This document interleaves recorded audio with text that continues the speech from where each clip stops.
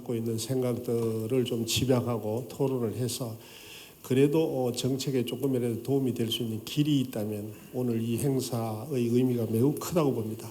그리고 아주 토론 구성을 잘 하신 것 같은데 면에서부터 도까지 한 분씩 이렇게 모셨거든요. 그래서 토론도 우리 이 안개면의 면장님으로 오신 분부터 토론을 하셔가지고 그 다음에 청송군의 군의원님이 또 토론을 하시고 그 다음에 우리 이 지역의 도의원님 그 다음에 마지막으로 우리 도의 농정을 책임지고 있는 국장님의 토론을 듣도록 하겠습니다. 그러면 우선 면장님부터 토론해 주시기 바랍니다. 네.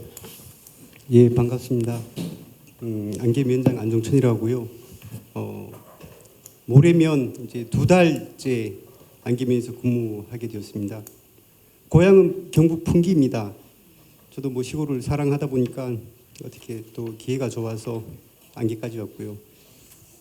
먼저 뭐 토론하기에 앞서서 전 장관님께서 발제하신 거에 대해서 바통을 이어받아 토론을 한다는 자체가 그것도 일개 면장이 토론하기에 좀 거시기 한 부분이 없지 않아 있지만 예, 그래도 입이 있는 사람이기 때문에 또 한마디 하도록 하겠습니다. 국토 우리가 이제 공간 개발이나 계획을 함에 있어 가지고 대부분은 행정구역 단위로 어떤 분석을 하고 거기에 따라서 계획을 수립하고 있는데 최근에 이제 국토교통부 밑에 국토지리정보원에서 2018년부터 국토 통계 지도를 격자형으로 만들고 있습니다. 이를테면 500 x 500, 500m 곱하기 500m 이런 식으로 우리나라 전국을 한 18만 개인가 14만여 개인가 그 정도의 격자 셀로 나누어 가지고 공간 단위로 분석을 하고 있거든요.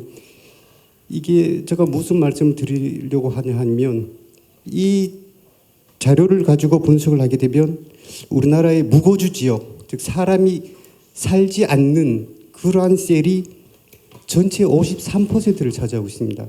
그리고 5인 이하의 셀 500이면 25만이죠.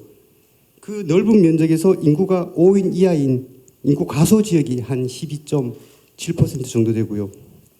그래서 전국 면적의 전국토 면적의 약 한 67%, 66%, 한 3분의 2 정도가 사람이 살지 않거나 인구 과소 지역이라는 겁니다. 이 말씀을 제가 왜 드리냐면 우리가 공간 계획을 함에 있어서 시나 군이나 그 밑에 단위 읍면동 단위로 하게 되면 실제적으로 사람이 살지 않는 곳에 과잉 개발을 할 수 있는 과잉 계획을 할 수 있는 우를 범할 수 있다는 거죠. 그래서 이 기회 경북도만이라도 실제적으로 사람들이 살고 있고 서비스를 수혜할 수 있는 그런 공간 단위에서 분석을 해서 그 지역 주민들이 서비스를 수혜받을 수 있도록 그렇게 우리가 계획적인 접근을 한번 시도해보면 어떨까 그렇게 건의를 드리고 싶고요. 그리고 아울러 가지고 우리가 같은 시 또는 같은 군이어도 공간적인 불균형이 반드시 또 일어날 수밖에 없습니다. 그래서 그런 것들도 조금 균형 발전 차원에서 미연에 방지하기 위해서는 그런 격자식의 이제 분석과 계획이 필요하다라는 얘기를 드리고요. 또 최근에 이제 국토 종합계획 이제 5차 계획을 수립하고 있는데 우리나라도 2000년부터 제4차 국토 종합계획부터는 기존의 국토 종합개발계획이었죠. 거기서 개발자가 빠졌습니다. 일본도 마찬가지로 2000년대부터 국토 형성계획으로 거기도 개발자를 뺐습니다. 이거는 무슨 말을 의미하냐라면 이제 국토 차원에서 계획을 개발이 아니라 국토 관리 차원으로 접근한다라는 거죠. 이게 우리 지방에서 보면 한편으로는 조금 소외감을 느낄 수 있지 않을까라는 생각을 해요. 국가 전체에서는 이제는 개발을 하지 않고 국토를 어떻게 하면 효율적으로 관리할 것인가. 그쪽으로 한다면 지방은 아직은 개발을 할 여지가 많은데 또 개발에 대한 수요가 많은데 국가에서는 이제 관리를 하겠다라고 하면 국가하고 지방 간의 미스매치가 이루어질 수밖에 없다라는 거죠. 그래서 그러한 차원에서 도에서만이라도 아직은 젖먹이가 필요한 아이한테 바로 뛰어라 걸어라 할 수 없잖아요. 아직은 젖먹이가 필요한 그런 지역에 대해서는 발전의 여지를 둬야 되겠다라는 것을 제안을 드리고 싶습니다. 그리고 세 번째 제가 또 2달 정도 있다 보니까 말이 면이지 면이 아니더라고요. 안개면은 인구가 약 한 4,500명 되는데 웬만한 것들은 뭐 갖출 거는 다 갖추고 있어요. 그런데 최근에 이웃 사촌 청년 시범 마을도 우리 안개면 일대에서 이루어지고 있고, 근데 뭔가가 좀 안타까운 게 기초 체력이 좀 약한 것 같아요. 기초 체력.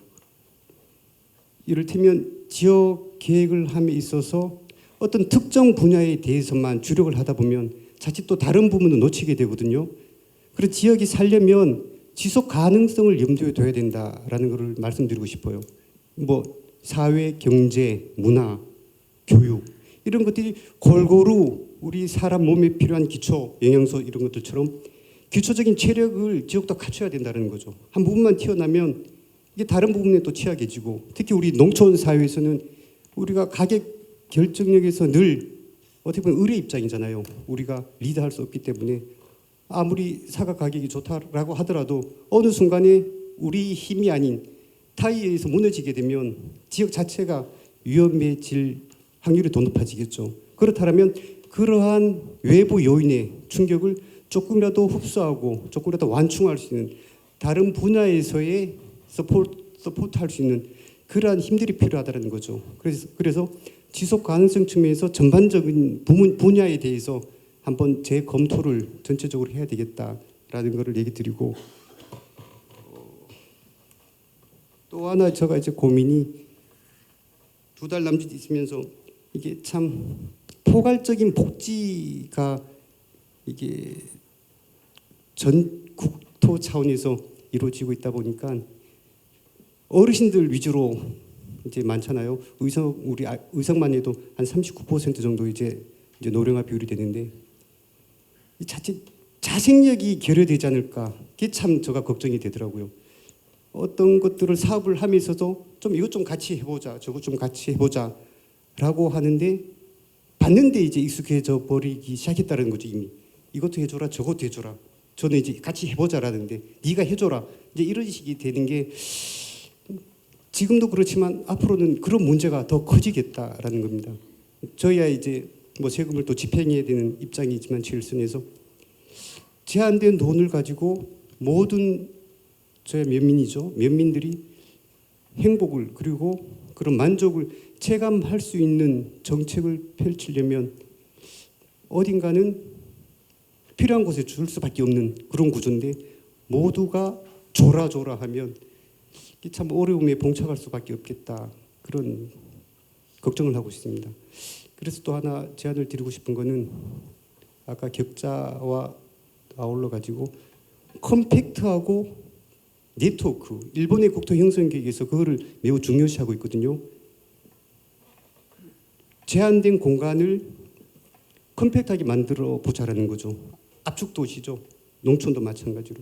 그 제한된 공간을 효율적으로 활용을 하고, 아까 전 장관님께서 얘기하셨듯이 우리가 가지고 있지 않은 것, 그런 것들은 네트워크로 서로 공유하고 연계 협력을 하자는 거죠. 그러면 모든 지역, 모든 시나 모든 군이나 읍면동에 모든 뭐 도서관들, 뭐 체육관들 다 줄 수는 없잖아요. 그런 것들을 규모에 맞게끔 같이 공동 활용할 수 있다. 그런 측면에서 예산도 효율적으로 쓰고 실질적으로 주민분들도 서비스를 수요할 수 있지 않을까, 그렇게 말씀을 드리고 싶습니다. 그리고 마지막으로 일관되고 지속적인 정책 추진이 필요하다고 생각을 합니다. 이게 지방 정부도 마찬가지로 그렇고 국가도 마찬가지고, 이 정권이 바뀔 때마다 이게 계획이 바뀌고 정책이 바뀌기가 일수거든요. 그럼 주민들은 거기에 따른 또 혼선이 생길 수밖에 없어요. 이런 사업을 한 4, 5년 추진했는데 정권이 바뀌면 또 바뀌고, 이게 우리나라의 어떻게 보면 조면석계, 아침에 계획을 세워놓고 저녁에 바뀌는 이런 식들이 너무 잦아지고 있다. 그래서 지역 발전을 위한 기본적인 비전하고 목표 같은 것들은 어느 정권이 들어서더라도 꾸준히 갈 수 있는 그런 것들이 필요하지 않을까. 그거는 행정가나 정치가뿐만 아니라 주민들이 지속적으로 요구를 해야 될 사항이라고 생각합니다. 그리고 주민분들의 바로 또 권리이고 요구하셔야 될 것 같습니다. 네, 이상으로 간단하게 토론 마치겠습니다. 예, 감사합니다. 국토연구원에서 아마 그 국토개발에 대한 국토 종합 계획 세우는데 전문가로 근무하시다가 우리 의성군 안개위원회 위원장님으로 오셨는데 그 짧은 기간이지만 아마 여러 가지 좋은 제안을 하시는 것 같습니다. 일단 그 사람이 살고 있는 사람 중심의 지역 구분이 필요하다. 쉽게 말씀드리면 그래서 아마 뭐 격자형 지금 그런 아마 형으로 구분한다. 행정 중심에서 그러니까 아마 좀 좋은 의견인 것 같고요. 또 지금 그 기초 사회 안전망이나 인프라에 대한 얘기 등등을 아마 종합적으로 토론을 해주신 것 같습니다. 나중에 발표하신 내용과 토론하신 내용에 대해서 이 프로에 계신 분들이 또 질문하셔도 좋겠습니다. 자, 다음은 우리 현시학 의원님은 뭐 본인이 직접 영농을 하면서 그 농업인 단체의 임원도 하시고 그 청송군에서 시의원이 지금 재선의원이죠? 예, 재선 토론해 주십시오. 예. 반갑습니다. 현시학입니다. 오늘 귀한 자리를 만들어 주신 우리 한국선 사장님과 포럼 대표신 배 회장님한테 감사를 드립니다. 우리 좌장 교수님께서 제가 이제 무소속 재선의원입니다. 재선의원인데 제가 요즘 이 자리에 원래 좀 주제가 무거워서 참석을 안 하려고 그랬습니다.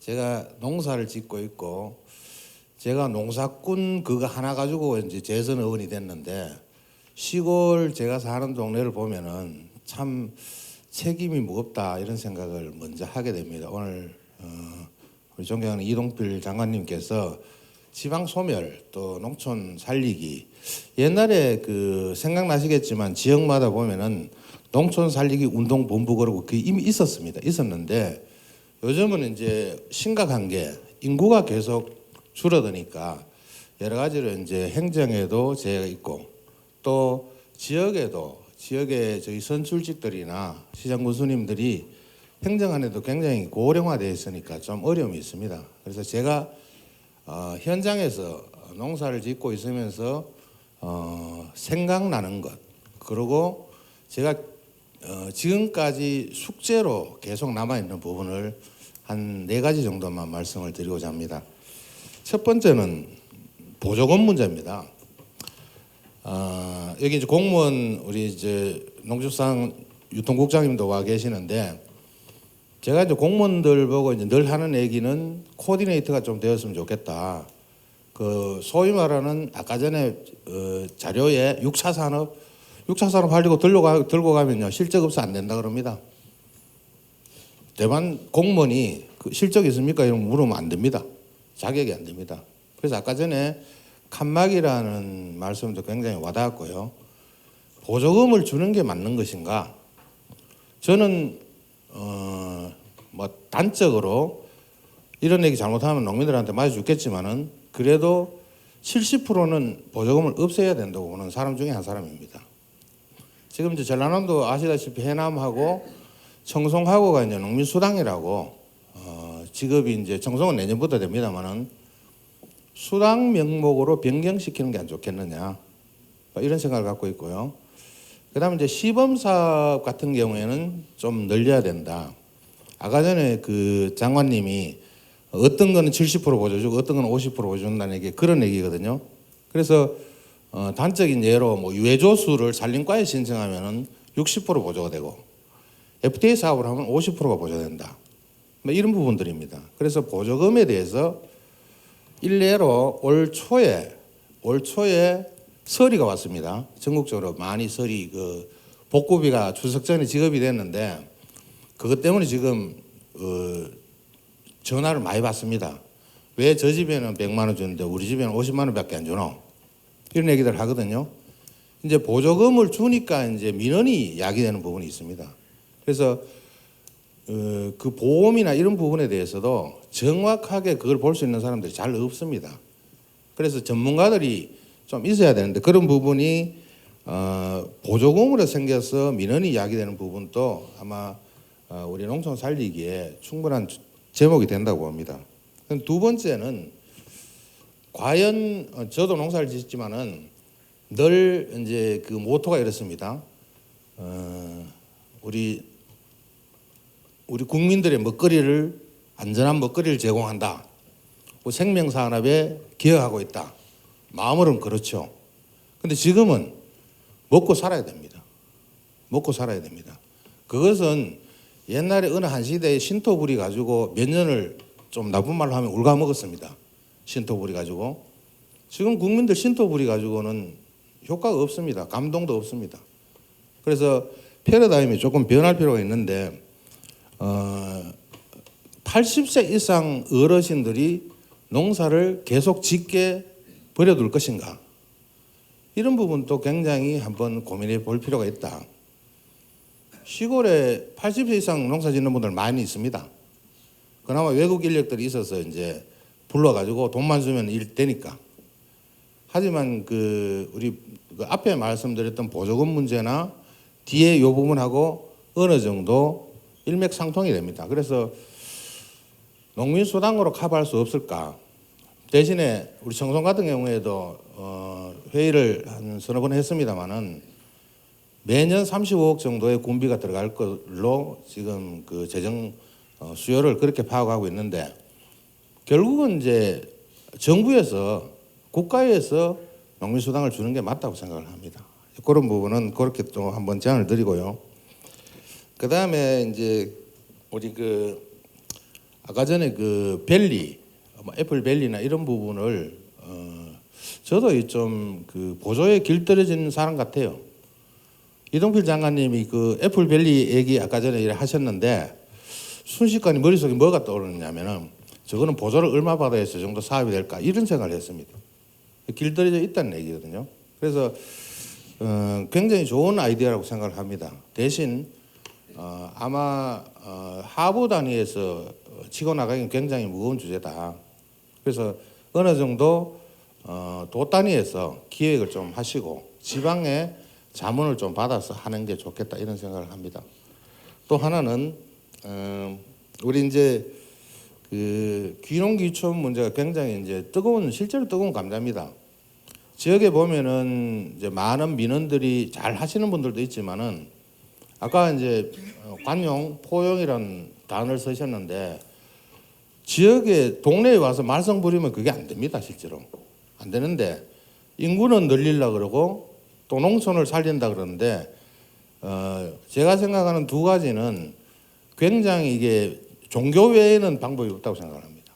종교 외에는 이것을 해결할 방법이 없다고 보는데 하나 제안할 것은 사업에 공동 사업을 했으면은 이제 어느 정도 이렇게 진행이 되고 그 안에 융화되고 이제 그런 모습들을 봤습니다. 그래서 차제에 우리 농촌 살리기가 범정부적으로 또는 보통 보면은 이제 우리 특단이라는 용어를 대통령이 취임할 때 이제 한 단어씩 쓰는데 보면 특단이라는 말씀을 한 번씩 해요. 그럼 결국은 그건 이제 법을 초월한다는 얘기인데 우리 농업 문제에 관해서만큼은 어느 대통령도 다 이렇게 좋은 취지로 얘기를 했습니다. 대신에 아까 결론에서 우리 장관님 말씀하신 대로 그러면 밑 빠진 독에 물 붓는 거냐? 그렇지는 않다고 봅니다. 지금 이제 농민들은 자구책을 마련하고 있습니다. 대신에 이제 농민수당을 이렇게 심의를 하면서 90 이상 어르신한테 농민수당을 줘야 되느냐?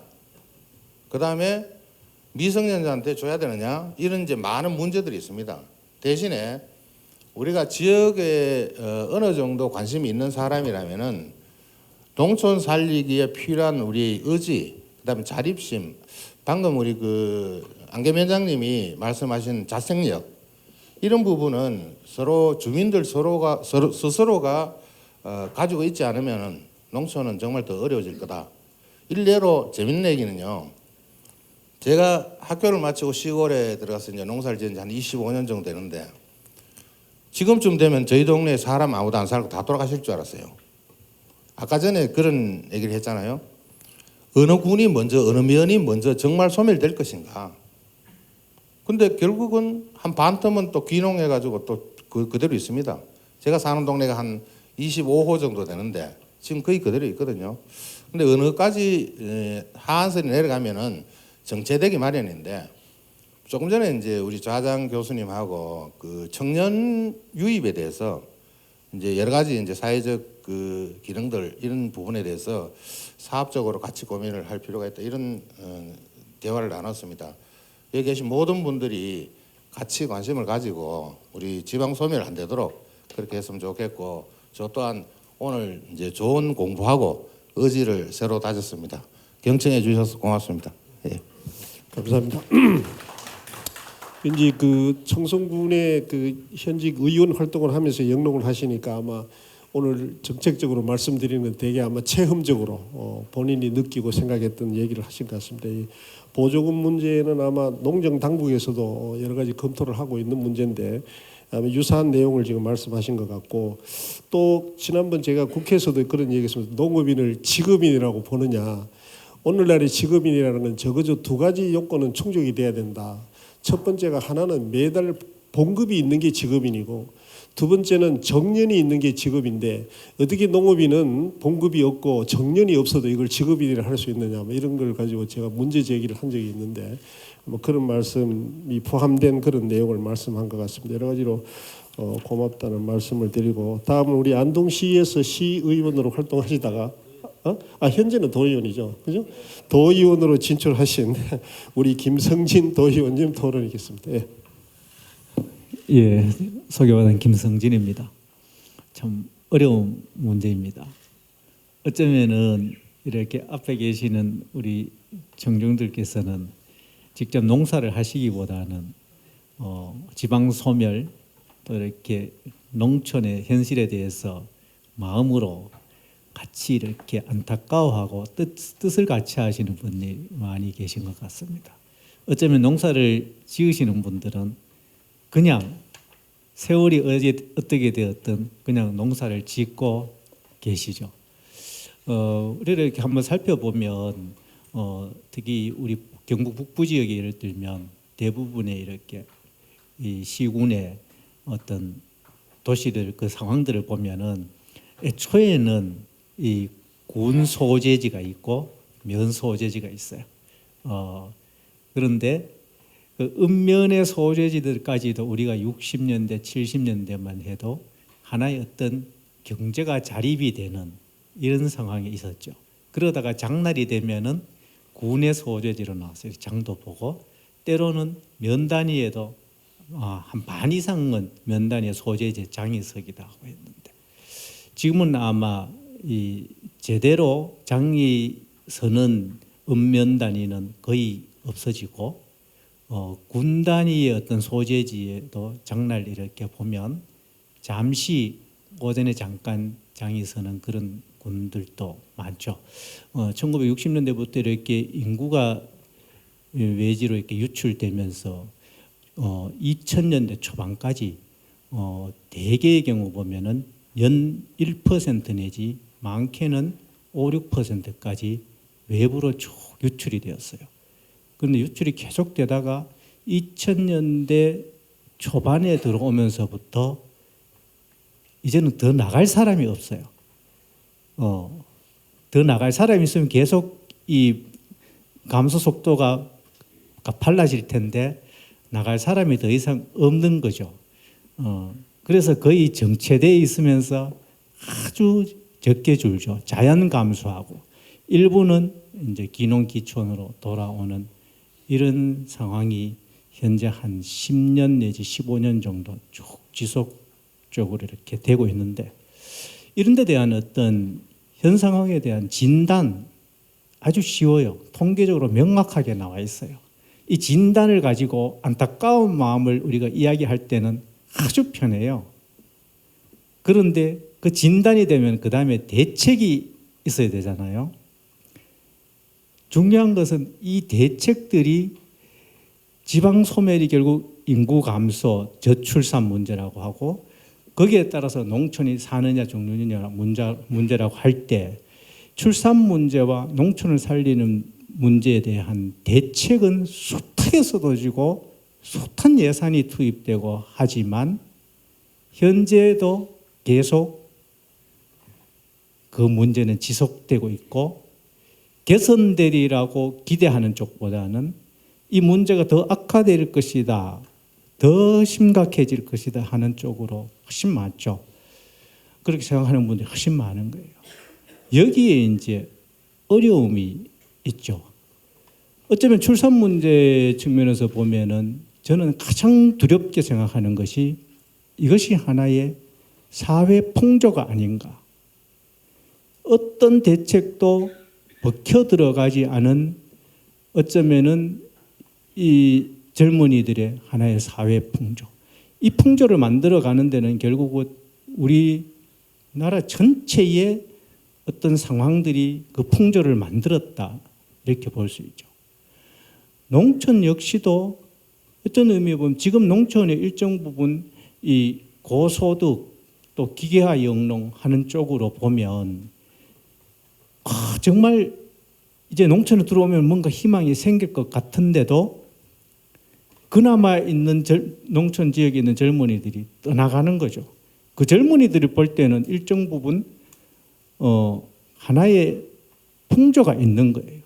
농촌이 싫든 힘든 일을 하기가 싫다는 생각을 하건 여러 가지 지역의 여건이 있건 큰 틀에서 보면 무조건 떠나야 된다는 이런 생각들을 갖고 있으니까 참 어렵죠. 그래서 여러 가지 정부나 각 지자체들이 이걸 막아보기 위해서 많은 예산을 쓰면서도 또 한편으로 전 국민으로부터 받는 어떤 시각은 보면은 도대체 정부가, 도대체 경상북도가, 도대체 각 시군이 이 심각한 문제에 대해서 뭘 하는지 모르겠다. 이런 비판이 계속 쏟아지고 있는 문제라고 이렇게 보여집니다.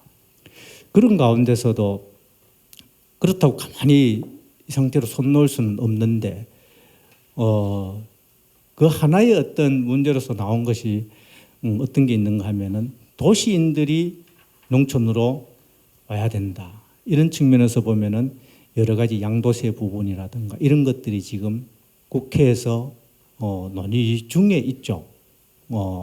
그리고 이미 도시에 있는 세대가 농촌 지역에 집을 사게 되면은 취득세를 감면해주는 이런 법들까지 이렇게 만들어지고 있는 상황이 되겠고, 하지만 그것만으로 농촌으로 들어오고자 하는 사람들이 자꾸 증가하는 건 아닌데, 그러다 보니까 우리 도 같은 경우는 이렇게 이웃사촌 시범마을 같은 걸 해가지고 정말 젊은이들이 끌어오기 위해서 1,000억 넘는 예산을 앞으로 투입해서 뭐 계획은 한 300세대 정도 젊은 층을 유입하도록 하는 이런 계획을 시범적으로 해보자 하는 일을 진행을 하고 있는데, 한편을 따져보면 1,000억에 200~300가구가 들어온다. 그럼 어떻게 되겠어요? 한 가구당 한 5억 정도. 여기에 이제 되는데 결국 세제냐 또 지원이냐, 또 한 가지는 우리가 지금 한창 이야기하고 있는 뭐 농민 수당 문제, 농업 기본 소득 문제, 이런 걸 접근을 하는데, 우리 전체 국가의 현재 어떤 농업 인구가 230만 정도 되는 걸로 이렇게 있는데 1인당 10만 원씩만 해도 이 예산이 전체로 따지면은 230만 원, 2조 원이 되는 거예요. 예. 이런 또 어려운 부분은 그걸 대책이라고 할 수 있겠느냐, 그걸 수당이라고 할 수 있겠느냐.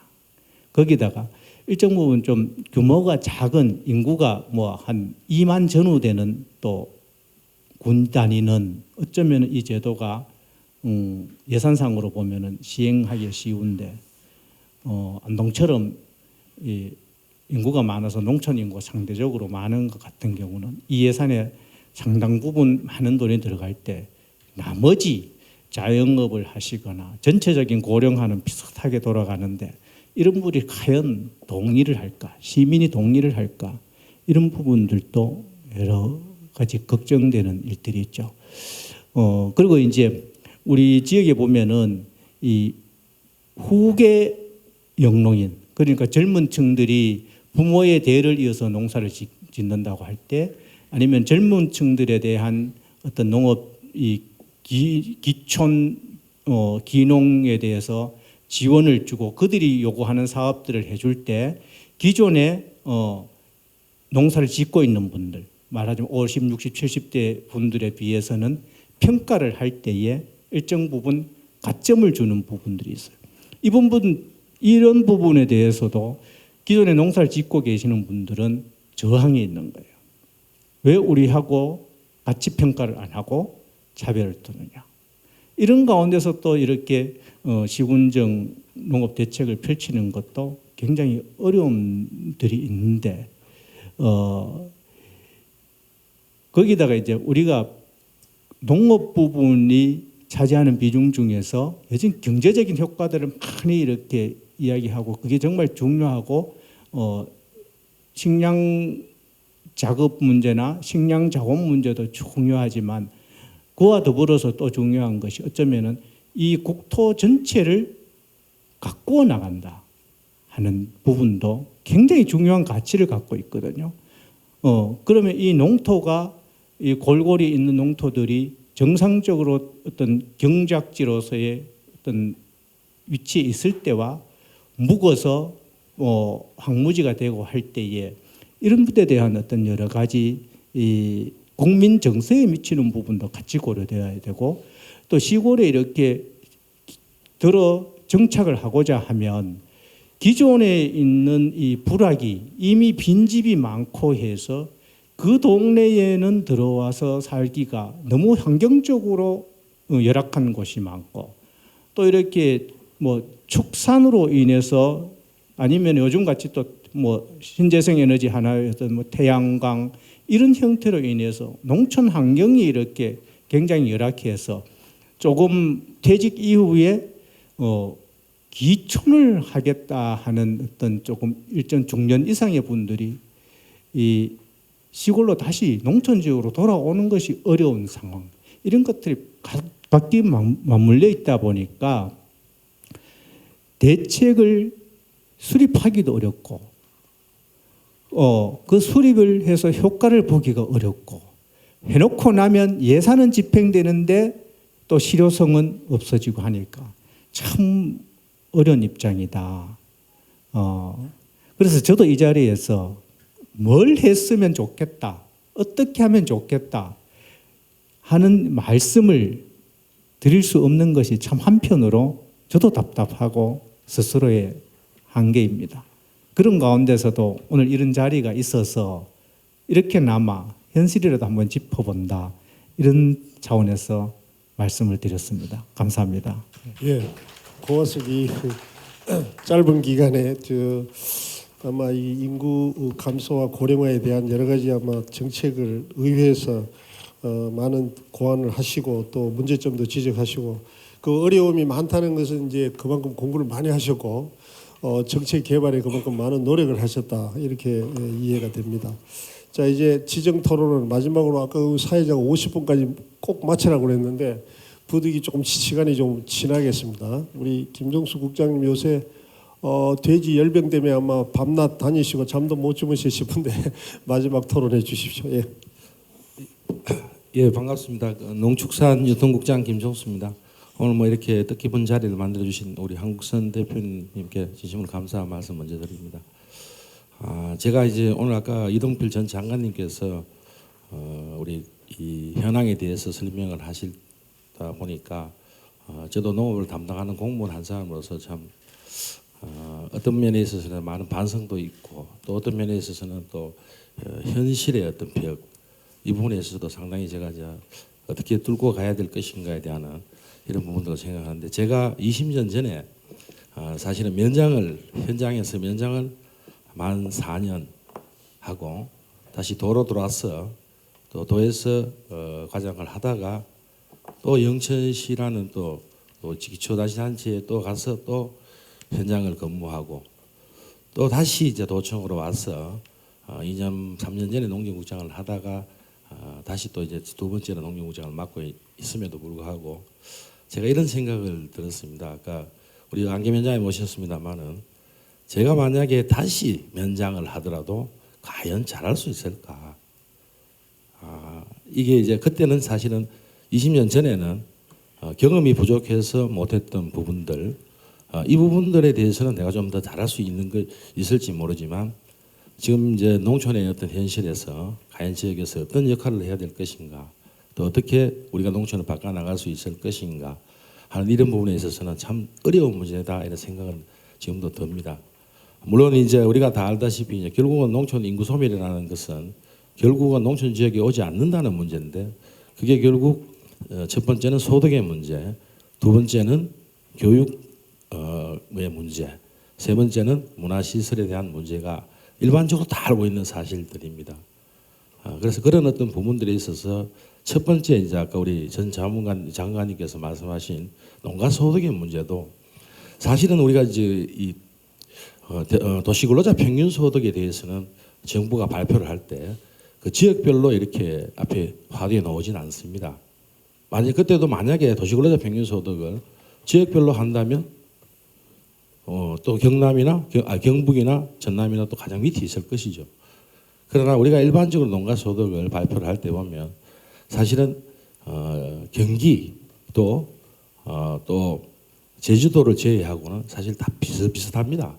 그러나 발표를 보고 우리가 최하위다, 또 위에다 이런 건 아무런 의미가 사실 없는 부분이거든요. 그 부분에 있어서 이제 우리가 데이터에 대한 어떤 오류 부분, 또 이런 부분들이 좀 사실 좀 안타까운 부분들이 있고, 그래서 우리가 어떤 일을 하는 데 있어서 좀 어떻게 보면 걸림돌이 되는 부분들도 있습니다. 그래서 농가 소득을 예를 든다면 사실은 우리가 선진국으로 가다 보니까 현재 이제 이런 문제가 발생을 합니다. 도시근로자 평균 소득의 한 3분의 2 수준, 물론 더 많은 사람도 있습니다만 평균적으로 이야기했을 때, 근데 저희들이 1995년도 WTO가 생기기 전에, 우리가 세계무역기구가 생기기 전에 돌아간다면 그 우리가 후진국 개발도상국의 어떤 개념에서 봤을 때는 98% 수준 거의 같았어요. 매 5년마다 10%씩 떨어져서 아까 이제 2010년도에는 이제 88%, 또 2005년도에는 78%, 2010년도에는 68%, 2015년도에는 이제 더 이상 떨어질 게 없어가지고 62, 3% 수준에 지금 현재 머물러 있는 그런 어떤 상황입니다. 그래서 이런 어떤 부분들을 봤을 때 아까 우리 또 자문관님께서 경지 면적 이야기도 나옵니다. 우리가 근본적인 어떤 농업의 틀이 네덜란드나 미국이나 이런 나라처럼 토지 면적이 넓고 아니면 구조정을 해서 일반 농가들을 아예 그냥 기업형 농가들로 바꾸지 않는 이상은 가족농들은 거의 다 이제 이 정도 수준을 밖에 유지를 할 수 없는데, 이것도 마찬가지입니다. 평균 소득의 평균 면적 1.56이나 우리가 1.5나 사실상 별 차이가 없습니다. 아무런 의미가 없는 겁니다. 그러나 밖에서 나갈 때 보면 늘 이야기하는 게 규모를 한다 해도 뭐 제일 꼰띠다 이런 이야기를 마지막이다 하는데, 사실상 의미가 있는 것이 아니라 지금은 어떻게 이제 그 면적에서 소득을 창출시킬 수 있는 그런 농사를 짓느냐 하는 어떤 문제가 아닌가 저는 생각을 하고 있습니다. 그리고 저희들이 이제 제가 이러다 보니까 우리 경북도에서는 이제 농촌 인구를 살리기 위해서 과연 뭘 해야 될 것인가, 농정의 어떤 부분, 우리가 선진국도 마찬가지입니다. 농촌에서 일자리도 만드는 부서가 있고, 환경 쪽에서 일자리를 만드는 부서가 있고, 관광 쪽에서 일자리를 만들고 다 이렇게 분리되어 있는 상태입니다. 상태에서 이제 그 관계의 어떤 문제에 있어서 어떻게 체계적으로 끌고 갈 것인가의 어떤 문제지. 그러면 이제 농촌의 어떤 인구를 유입하기 위해서는 저희들은 이렇게 지금 생각을 합니다. 첫 번째, 우리가 청년들의 어떤 창농을 우리가 활성화시켜야 되겠다. 다행한지는 모르겠습니다만은 우리 뭐 어느 미래학자들이 늘 농촌을 갖다가 요즘은 우리는 다 비관적으로 보고 있는데 미래학자들은 농업 농촌이 희망이다 이렇게 이야기를 하는 이유 중에 하나가, 저는 그렇게 생각을 하는 게, 이게 이제 도시의 어떤 기업들의 일자리들은 점점 사라질 겁니다. 우리가 지금 정부에서도 일자리를 만들고 있지만 한 손에는, 또 다른 한 손에는 자동화라는, 공장 자동화라는 통해서 그 자리 일자리를 뺏어가는 겁니다. 저는 어떻게 생각하냐면 LG가 예를 들어서 또는 삼성이 우리가 들어왔을 때 이 사람들이 어떤 산업의 일자리를 만들어낼 때는 그 다른 어떤 자기가 갖고 있는 산업의 일자리들은 자동화라는 틀 속에서 점점 없어질 수밖에 없는 구조가 되어 있습니다. 그러다 보니까 이제는 그러면 농촌에서의 어떤 일자리들은 어떻게 만들어질 수 있을까? 그러면 예전처럼 또 우리가 도시근로자 평균 소득이 옛날 농가 소득보다 우리 도시근로자의 소득이 예전에는 한 중상층이 한 400, 500만 원 정도 되었습니다만 지금은 200만 원 수준에 있는 사람이 38% 정도가 그저기 유지를 하고 있답니다.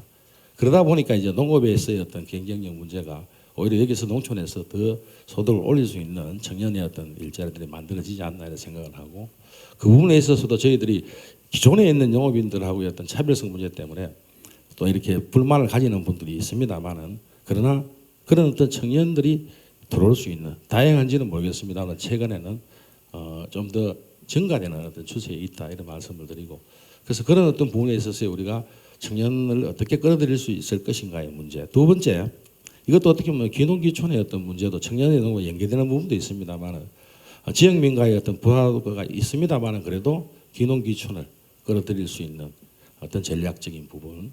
또 세 번째 저희들이 보면 좋은 일자리.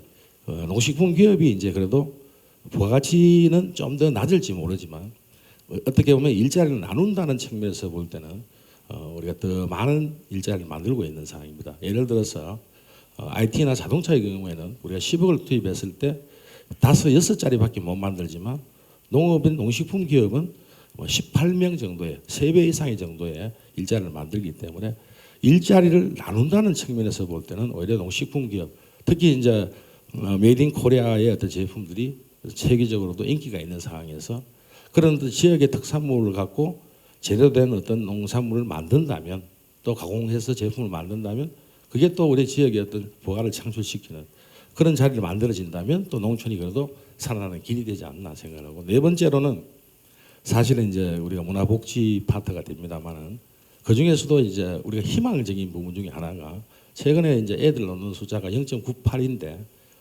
도시도 마찬가지고 지방도 마찬가지죠.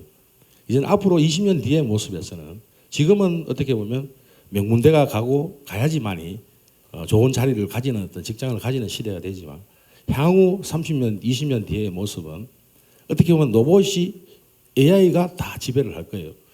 그 중에 일부 10%, 20% 되지 않는 어떤 그런 사람들은 그걸 자체를 갖다 지배하는 사람이 되겠습니다만은 다수의 인력들은 오히려 창의적인 일을 할 수 있는 상황이 된다. 그랬을 때 우리가 도시에서 가장 제일 어려운 것들이 뭐냐면 내가 애를 키워줄 수 없는 부분들. 그래서 만약에 농촌 지역에 그 애들을 돌볼 수 있는 또 농촌 지역에서는 내가 농사 지었을 때 적은 돈으로라도 우리가 지역에서 보육을 시켜줄 수 있는 그런 기능들을 같이 맞춘다면 오히려 농촌 지역에 들어와서 살아가는 그런 사람들도 많아지지 않을까 하는 생각을 하고 또 그 관련해서는 제가 단편적인 이야기만 드리는 거지만도 그 전에 어떤 인프라 구축이라든지 이런 사업들은 또 이제 만들어 나가지 않나 하는 생각을 합니다. 제가 시간이 없어가지고 쭉 계속 이야기는 못 해드립니다만은 그런 어떤 정책을 통해서 저희들이 농촌의 인구를 어떻게 유입할 것인가 하는 문제를 지금 생각을 하고 있고 또한 이제 우리가 아까 전 장관님께서 만든 스마트팜 혁신별에도 지금 모든 사람들이 너무나 잘 모르고 있습니다. 뭐냐면 어디에 와가지고 우리가 장목을 거기서 딸기를 하고 뭘 하겠다는 개념이 아니고 스마트팜 혁신밸리는 말 그대로 인큐베이터입니다. 젊은 청년농이나 또는 젊은 분들이 또 나이 드신 분도 배울 수 있는 겁니다. 사실 그러나 39세까지 미만의 젊은 청년들을 여기서 배울 수 있는 길을 만들어주는 겁니다. 그래서 우리가 경북에 있는 혁신밸리지만 이게 경북만의 것이 아니라 이번에 교육생들이 52명이 들어왔습니다. 원래 또 내년에도 들어오겠죠. 52명 중에 22명은 경북 사람이지만 32명은 타시도 사람들입니다. 그게 무슨 말이냐면 경북에서는 이런 장목을 스마트팜으로서 배울 수 있는 기회를 만들어주고 또 전남에 또 전북에 이제 경남에 이제 4개가 이제 만들어지면 완료가 되는데 이제 전북 같은 경우에도 우리가 또 갈 수가 있는 거고 그런 어떤 스마트팜 혁신밸리의 어떤 부분들을 우리가 만들어 가자는 부분들이지 여기서 뭐 갑자기 우리가 사과가 주장목인데 딸기를 하자 이런 개념은 사실 그렇지 않다는 말씀을 좀 드리겠습니다. 드리고 어떻든 이제 스마트팜에 대한 어떤 그 불신들도 있지만 또 한편으로 어떤 분들은 스마트팜이 한편으로는 또 미래의 어떤 하나의 소득을 창출하는 중요한 어떤 그게 될 것이다. 실제 저희들도 그렇게 생각은 합니다. 그러나 가정에 많은 문제점이 있지 않나 생각을 합니다. 그리고 마지막으로 저희 농청 우리 아까 전 차관님이 나오시면서 뭐 비판해가지고 좀 이렇게 성내지 마라 하고 가셨는데 원래 뭐 다 그건 어차피 이제 잘못된 부분은 다 이야기를 할 수 있는 부분들입니다. 그러나 우리가 농촌 마을 개발 사업회 같은 경우도 저도 참 안타깝게 생각했는 게 제가 농식품부에 수차례나 저희들이 이야기를 하거든요. 이게 농어촌공사에 거의 다 업무를 맡겨놓은 상태입니다. 예전에는 20년 전에는 우리가 했었어요, 사실은.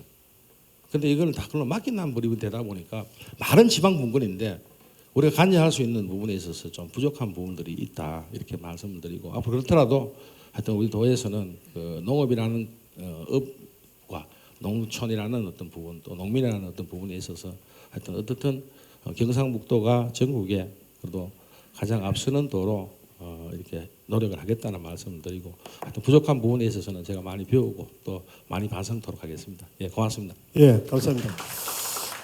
오늘 그 기조 강연에서 경북 농업에 대해서 조금 그 잘못 해석된 부분에 대한 그 아마 국장님이 말씀을 하신 것 같고요. 어쨌든 인구가 줄어들고 고령화 되는 데 대한 정책, 가장 큰 정책이 이 청년농에 대한 정책, 도가 중점적으로 하고 있다는 말씀, 또 스마트 농업에 대해서도 도가 추진하고 있는 것은 역시 인재 육성에 중점을 두고 있다는 그런 말씀인 것 같습니다.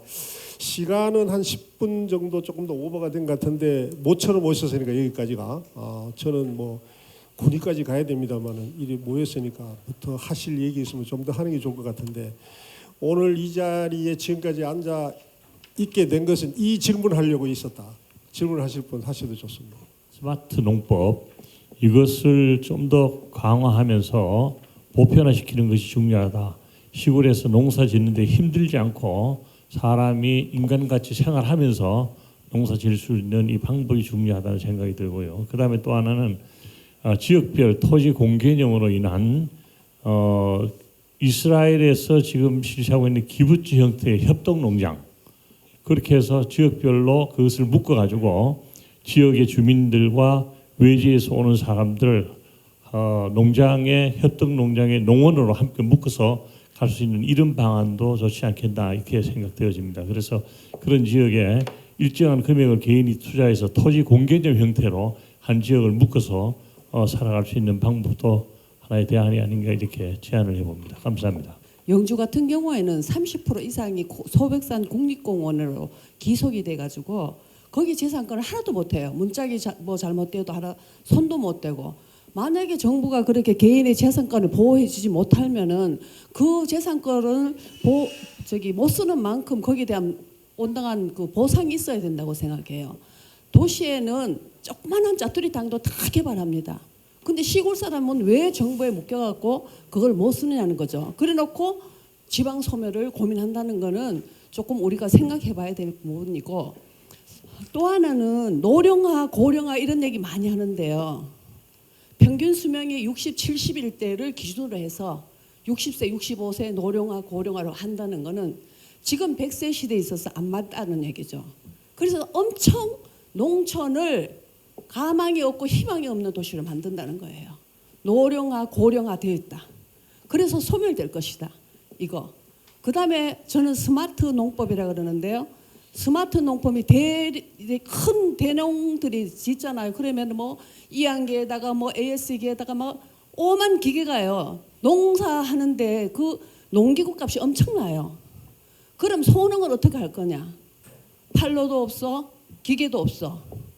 그 사람들을 다 떠날 수 없어서 남아있는 사람들 있잖아요. 그죠? 그 사람들을 두고 스마트 농법이다, 기농이다, 기촌이다 한다는 거는 어불성설이다. 그래서 소농인들이 또 고령화되고 이학년이나 좋은 고급진 스마트 농법을 못하는 사람들을 대신해서 농업기술센터나 이런 데서 그런 것을 할 수 있도록 지원해주고, 그죠? 그렇게 해서 그 사람들이 소농도 남아 있어야 대농도 남는 건데 전부 스마트로 가면은 그럼 소농 그 텃밭 일구는 사람들은 어떻게 하느냐는 거죠. 그 다음에 경북은 60에서 70%가 산입니다. 그 자원을 활용할 수 있어야 되는데 다 고령화, 노령화 돼 있다 하거든요. 그러면 매년 6개월에 한 번, 3개월에 한 번 수확하는 거 그거 누가 하느냐? 일손이 없어요. 그래서 제가 항상 이제 이웃에 하는 얘기가 3년이든 4년이든 심어가지고 그것을 차경으로 볼 수 있고 경치로 예를 들어 도라지 같으면 꽃 필 때 도시민들이 와서 꽃을 볼 수 있고 세월이 가서 한두 해 걸러도 그래도 바로 수확을 하지 않아도 경제 이익으로 창출할 수 있는 이런 소농한테도 이런 기회를 줘서 조금 그 사람들이 좀 안전하게 안심하게 자기 고향에서 살 수 있는 그런 부분들을 좀 고민해봤으면 좋겠다는 생각이 듭니다. 아까 처음에도 얘기하셨듯이 가까이 있는 사람이 즐거우면 멀리 있는 사람이 온다 그랬잖아요, 그죠? 소농도 행복한 농촌이 되면 농촌은 분명히 살아나리라고 생각을 합니다. 이상입니다. 예, 팜의 운영상의 문제 맞습니다. 그래서 제가 항상 어떤 얘기를 드리냐면 시설의 스마트화는 돈이면 다 해결됩니다. 다 되는데 그걸 운영하는 사람이 스마트화 안 돼 있어요. 문제는. 예? 그래서 우리 경북에서는 농민사관학교나 대학의 교육기관을 통해서 반드시 선교육 후에 스마트 농업을 해라. 지금 이렇게 하고 있습니다. 그래서 주변에서 누가 스마트화를 추진하더라도 교육을 받고 하라고 이 자리에 참석하신 분들도 권해줬으면 좋겠다는 거죠. 그냥 지원금 나왔다고 스마트 시설 할 필요는 없습니다. 제가 볼 때. 왜냐하면 세계적인 스마트 온실 회사들이 우리나라에 다 들어와 있습니다. 그리고 우리가 돈만 주면 언제든지 만들어줍니다. 그러나 그걸 어떻게 운영하느냐는 문제인데 아마 이 선교육 후 시설 이것만 좀 지켜줬으면 좋겠다는 말씀을 드리고요. 그 다음에 첫 번째 말씀하셨던 농고 문제, 경상북도가 26개의 농고가 있다가 지금 2개 있습니다. 그리고 농수산 계열의 고등학교가 5개 있습니다. 근데 하나 아실 거는 생명과학고를 농고로 바꿔달라고 여러 번 주장하고 있는데 아직 안 바뀌고 있습니다. 한때는 학생이 없었기 때문에 생명과학고로 바꿨습니다. 근데 지금은 학생이 오고 전국에 76개의 농가계 고등학교 중에 그나마 학생을 채우는 농고는 경북에 2개밖에 없습니다. 하나가 안동농고고 다른 하나가 김천농고예요. 왜 그렇게 되느냐? 10수년 전에 경상북도만 농고를 중심으로 하는 청년 리더 양성 계획을 만들어서 지금까지 추진해 오고 있기 때문입니다. 이제는 동문이라고 하셨기 때문에 학교에 가서 협조를 해 주셔야 됩니다. 농고다운 농고로 좀 돌아갈 때가 됐다. 이 말씀을 거꾸로 드리겠습니다. 오죽하면 경상북도는 상주에 인문계 고등학교 폐교된 것을 농고로 바꿉니다. 지금 인가를 받았습니다. 아마 나중에 우리 국장님도 그 말씀하실지 모르겠는데 그 다음에 산골 경지 정리 문제는 정부 정책이 밭작물 경지 정리 정책으로 돌아가고 있고 그 밭작물 기계화 연구센터가 경상북도가 지정이 돼서 군위군 농문사관학교 옆에서 연구를 하고 있습니다. 그렇게 좀 이해해 주시면 좋겠고 그 다음에 우리 경북일보 사장님께서 말씀하신 귀농귀촌의 그 반상이 아주 좋은 길입니다. 근데 이게 경상북도가 귀농귀촌센터가 시군별로도 있지만 지역별로 안동대, 경북대, 경북대 상주 캠퍼스에 별도의 귀농귀촌센터가 운영되고 있습니다. 거기 오시면 귀농귀촌에서 이웃 사람하고 사이좋게 지내는 방법 이걸 정문적 교육을 시킵니다. 이런 것도 좀 권장을 해주시면 좋겠다는 말씀을 드리고 농민사관학교 내에서도 이 교육이 있습니다. 그리고 그러나 옛날에 있었던 그 반상회는 지금도 있는데 반상회를 안 하다 뿐이죠. 저도 지금 그 군위군의 효령면에 경북대학교 교수촌이라는 걸 만들어서 113세대가 이주를 해서 우리가 살고 있습니다. 거기는 반상회가 있습니다. 우리가 반상회 있으니까 반상회 정말 이거 제도했으면 좋을 것 같고요. 그 다음에 우리 40, 50대 유입 대책 나중에 뭐 우리 국장님 시간 되시면 말씀하실지 모르겠는데 아직도 농정의 중심은 이분들입니다. 청년농 하니까 40, 50대들이 굉장히 우리는 뭐냐 이런 얘기를 하는 걸 저도 많이 들었는데 청년농에 대한 예산 캐봐야 10%도 안 됩니다. 아직도 대부분의 예산은 40, 50대에 있다. 그다음에 그 스마트 농업 강화 방안 말씀하셨고 아까 말씀을 드렸고 세 번째 질문하신 분 협동농장 아주 좋은 정책이라고 생각하고 저도 이 청년들이 시골에 들어오면요. 그걸 정부에서 이제 이렇게 의견을 모아봤어요. 청년들이 시골에 들어오면 정착을 못하는 이유가 외로움과 어둠을 극복 못하기 때문이라고 얘기를 했습니다. 제가 외로움과 어둠을 극복. 왜냐하면 노래방 가면 다 할아버지 할머니만 와 있고 그야말로 소주 한잔 하러 가도 다 노인들만 있기 때문에 청년들만 모이는 곳이었기 때문에 청년들과 마을 사람들이 함께하는 공동체를 만드는 것이 좋겠다 해가지고 지금 청송군 현농면에 그런 공동체를 만들어서 학생들이 정착하고 있습니다. 최근에 대학을 졸업한 학생들이. 그래서 아마 그것이 비단 이스라엘의 어떤 협동농장 체제가 아니더라도 공동체를 만들어 가자는 것에 대해서는 저도 동감을 하고 좋은 의견이라고 생각을 합니다. 그 다음에 아까 그 소백산 국립공원 이거 빨리 좀 바꾸는 건 맞습니다. 왜냐하면 국립공원을 차라리 도립공원으로 바꾸는 게 맞습니다.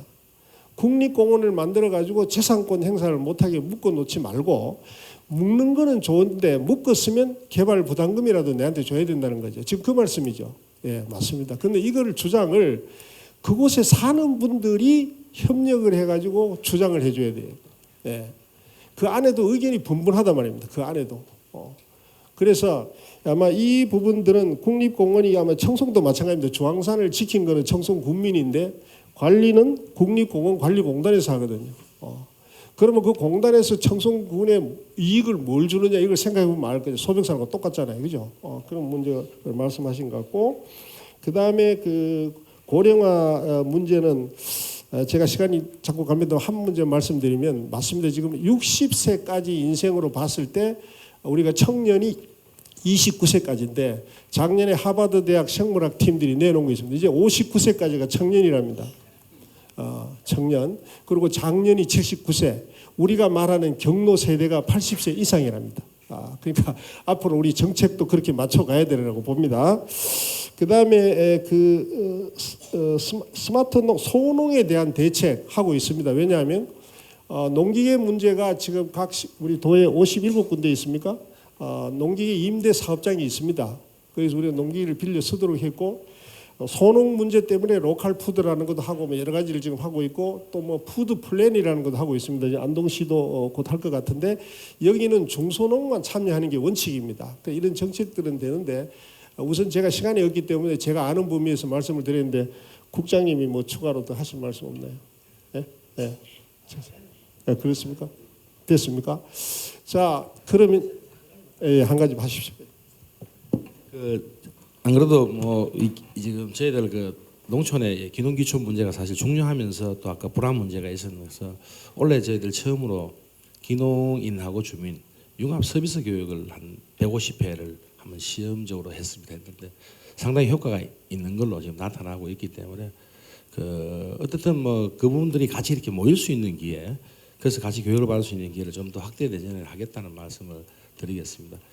그리고 지금 소농에 대해서는 우리가 공익형 직불금이 지금 국회에 지금 넘어가 있는 상태입니다. 뭐냐면 이제 우리가 이때까지는 상호합약으로 농사를 많이 짓는 사람이 이제 직불금을 많이 받는 구조에서 이제는 아주 소농은 기본 정도는 먼저 주는 걸로 해서 반농업이나 논농업이나 이렇게 상관없이 직불금 금액도 독해서지고 그러다 보면 우리 도가 이제 전국에서 공익형 직불제가 이제 만약에 이번 예산이 통과가 된다면 우리 도가 현재 지금 직불금 예산이 2,300억 변동 직불까지 다 포함하면 이 정도 되는데 여기 만약에 통과가 된다면 플러스 한 1,600억 정도가 우리 더 들어옵니다. 그러면서 우리 농가들에게 이제 공익형 농사를 짓기 때문에 이제 환경 보전 기능이라든지 이런 거 해소하면 그래서 요 해산된다면 아까 소농에 대한 어떤 안전망을 더 강화할 거고 또 이 부분도 사실은 이제 적다고 저는 생각을 합니다. 우리 도에서 봤을 때는. 그러나 일단은 시작하는 단계에서 농림부 예산이 한 2조 4천억 정도 이렇게 올라가고 또 다음에 또 추가로 또 더 올라간다면 소농에 대한 어떤 부분들이 좀 더 강화될 걸로 판단이 됩니다. 예. 우리가 지금 추진 중에 있는 정책들도 서로 소통이 안 된 부분이 굉장히 많다는 걸 아마 현실적으로 느끼셨을 겁니다. 그래서 이제 이 시대에 꼭 필요한 것은 교육입니다. 그래서 우리가 농민사관학교라는 걸 만들어서 각 시군에서 많은 분들이 지금 참여를 하고 있는데 반드시 공부를 해 주십시오라는 부탁을 드리고 저는 이렇게 봅니다. 지역 소멸의 현황 분석을 지금까지 다 시군 단위나 도 단위로 하고 있습니다. 이걸 빨리 바꿔야 됩니다. 마을 단위로 하든지 지역 단위로 바꿔야 된다는 거죠. 그리고 우리가 지역 통합이라는 말도 우리가 소멸 대책 중에 큰 대책이 저는 좀 통합이 돼야 된다고 봅니다. 시군 단위 통합이 어려우면 마을 단위 통합이라도 좀 하고 두 동네를 하나로 좀 만들기도 하시고 안 되면 읍면 단위 통합이라도 좀 하자는 거죠. 그래서 핵심을 만들고 아까 네트워크도 얘기했습니다만은 구심점을 만들어서 우리가 그 정책을 펼치는 것도 좋을 것 같다는 말씀을 드리고 그리고 오늘 이 자리는 농업에 관심 있는 분, 농촌에 관심 있는 분만 모였는데 지역 소멸 대책은 농업이 아닌 다른 산업에 종사하는 분들의 역할이 어쩌면 더 클지도 모릅니다. 그런 분들이 함께한 토론회도 우리가 꼭 개최를 해야 된다. 농업 농촌만 문제만 가지고 우리가 살기도 어려운데 어떻게 줄어드는 인구 대책을 어떻게 세울 것이며 젊은 사람을 우리가 어떻게 안고 가겠습니까? 모든 산업에 종사하는 분들이 자리를 같이 해서 농업 농촌의 지역 소멸 문제를 어떻게 대처할 것인가에 대한 검토를 해보는 것이 좋겠다는 말씀을 드리면서 오늘 토론을 마치도록 하겠습니다. 끝까지 지켜주신 여러분 대단히 고맙습니다.